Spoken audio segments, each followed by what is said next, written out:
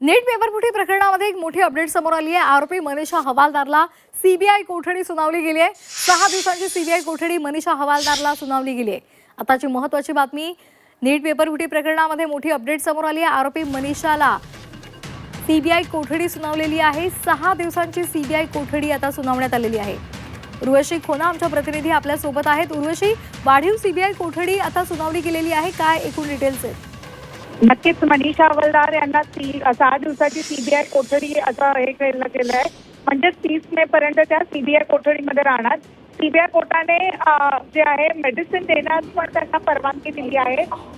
मनीषा हवालदारच्या वकिलाने सांगितलेलं की काही मेडिसिन्स आहेत जे काही औषधं आहेत जे मनीषा हवालदार यांना खूप गरजेचं आहे। ब्लड प्रेशर आहे किंवा वकिलांनी असं कोर्टात सांगितलं की मनीषा हवालदार यांना ब्लड प्रेशर आहे आणि म्हणून काही औषधं देणं गरजेचं आहे। त्यावरती कोर्टाने ते देण्यास परवानगी दिली आहे। मात्र डॉक्टरांच्या सल्ल्यानुसार या औषधं देणं हे खूप गरजेचं आहे, हे पण कोर्टाने सांगितलंय।